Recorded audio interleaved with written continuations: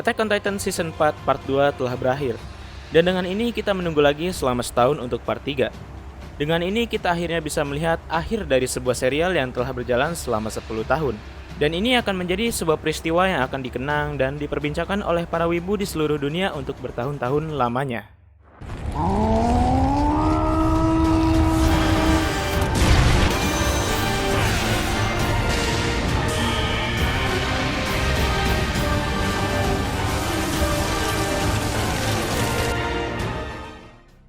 Jika ditanya, pengalaman gue dengan Attack on Titan belum dimulai hingga tahun 2019, di mana season 3 baru aja selesai dan banyak perbincangan yang terjadi di internet mengenai ending dari season 3 yang mengejutkan karena plot twistnya yang membuat naratif Attack on Titan hingga berganti. Dari yang awalnya hanya action, drama, fantasi, menjadi political, drama, action, dan military. Awalnya gue nggak terlalu merhatiin tentang apa yang sedang terjadi di anime ini sebelum gue menontonnya. Karena di lingkungan gue sendiri nggak banyak yang nonton anime. Jadi mendengar kata Attack on Titan terasa asing di kuping gue. Gue sama sekali nggak tahu tentang apa anime ini, apa ceritanya, kenapa banyak orang yang nonton anime ini, dan apa benefitnya bagi gue kalau gue nonton anime ini. Dan betapa salahnya gue.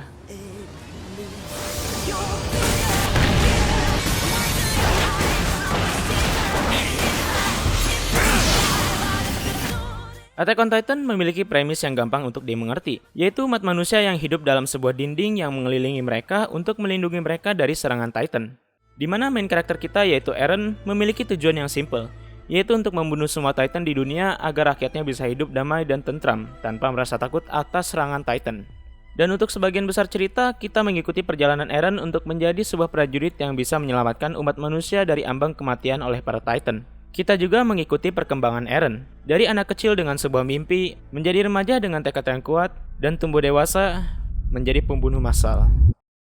Yang banyak orang tidak ketahui adalah bahwa anime ini, yang ceritanya penuh dengan aksi dan drama, akan sedikit demi sedikit berubah menjadi anime dengan cerita yang penuh dengan masalah sosial, ras, dan politik. Dan bukan berarti gue mengatakan bahwa pergantian naratif ini adalah hal yang buruk. Jika naratif Attack on Titan tidak pernah berubah dan hanya berfokus dalam membunuh semua Titan, anime ini tidak akan pernah bisa mencapai level kesuksesannya yang sama jika di-compare dengan ceritanya yang sekarang. Setiap season baru dari Attack on Titan kita diberikan tema yang berbeda, di mana di season 1 kita dibuat terpikat oleh cerita, lore, dan world building yang ada di dalam anime ini, ditambah dengan waktu yang cukup panjang untuk mengenal para karakter agar kita bisa lebih terikat lagi. Di season kedua, naratifnya mulai berbeda. Kita diberi misteri mengenai basement di rumah Eren karena ayahnya Grisha menitipkan sebuah kunci ke Eren dalam bentuk kalung. Dan banyak yang berspekulasi bahwa di basement rumah Eren menyimpan kunci dari rahasia mengapa Titan menyerang umat manusia dan awal muasal munculnya sebuah Titan.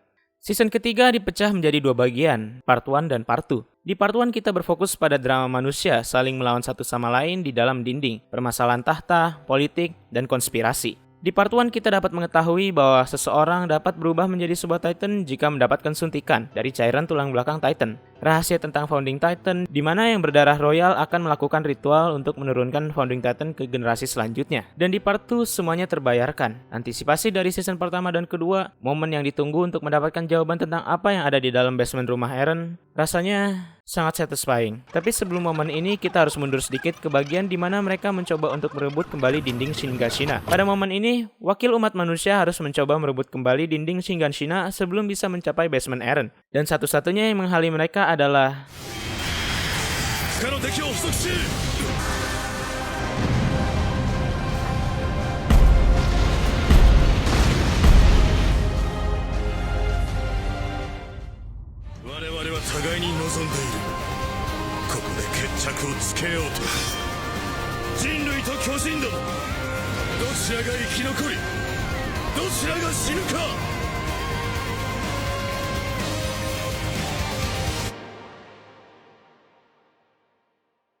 pada akhirnya, walaupun umat manusia berhasil merebut kembali apa yang direnggut dari mereka, banyak pengorbanan yang harus dilalui untuk mencapai titik ini. Dengan ini, Eren dan kawan-kawan bisa dengan aman pergi ke basement untuk membuka rahasia yang tertimbun selama 4 tahun lamanya.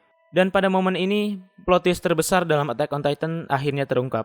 Ternyata ada umat manusia yang hidup di luar dinding. Semua Titan hanyalah manusia yang disuntik dengan cairan tulang belakang dan dibebaskan di Pulau Paradis. Jujur, season ini adalah season favorit gue. Dengan akhir yang memuaskan, gue merasa season 3 part 2 adalah akhir dari semua hal yang terjadi dari season 1 yang terus menumpuk dan dibayarkan dengan season ini. Rasanya menenangkan.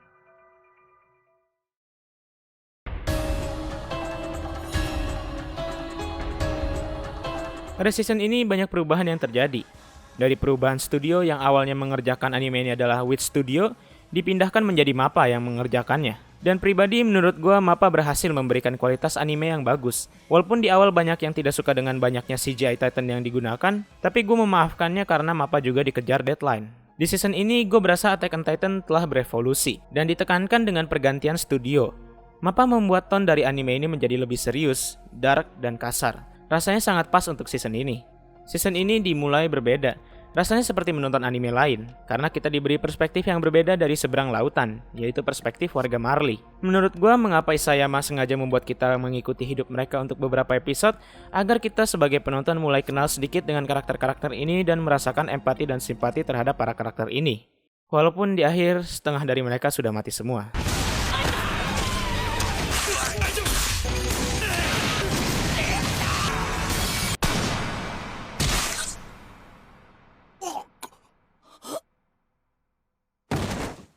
Karakter-karakter yang sudah kita kenal dari season sebelumnya sudah menjadi lebih dewasa dan memiliki moral kompas dan tujuan masing-masing. Dan hal lain yang gue rasa berbeda juga dari season ini adalah jika misteri, antisipasi, dan pembayaran dibutuhkan 3 season, season 4 melakukan semua hal itu dalam 16 episode. Baik, mungkin karena gue udah ngomong kelamaan, gue akan kasih alasan kenapa Attack on Titan adalah salah satu anime terbaik di generasi ini, dan yang pastinya akan meninggalkan jejak untuk generasi anime selanjutnya. Pertama adalah anime Attack on Titan tetap konsisten mengikuti alur di dalam manganya. Mungkin ini adalah alasan yang aneh, tapi kalau kalian tahu, banyak anime yang suka melenceng dari source materialnya, dan dengan mengikuti jalur alur manga yang hampir mirip 1:1, jarang terjadi momen yang aneh atau terasa tidak relevan untuk jalan ceritanya.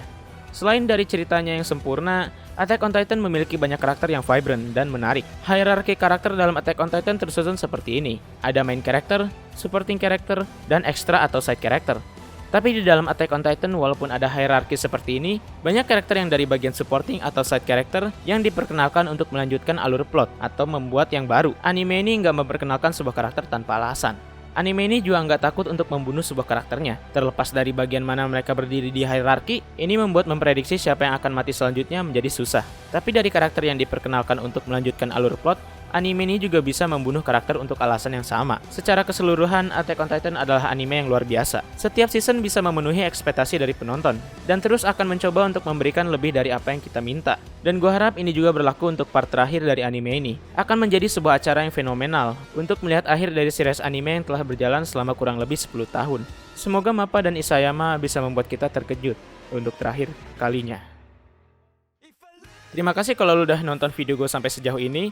Membuat tipe video seperti ini nggak gampang. Membuat skrip, editing, dan lain-lain membutuhkan waktu yang cukup panjang, bahkan hingga berminggu-minggu. Dan jika kalian ingin mensupport gue agar gue bisa terus membuat video seperti ini, pertimbangan untuk support gue di Traktir, yang linknya gue taruh di bawah. Dan maaf kalau gue minta kebanyakan, tapi tolong juga like dan berikan komen di video ini untuk membantu gue agar algoritma YouTube ingin merekomendasikan video ini ke pengguna lain. Sekali lagi, terima kasih.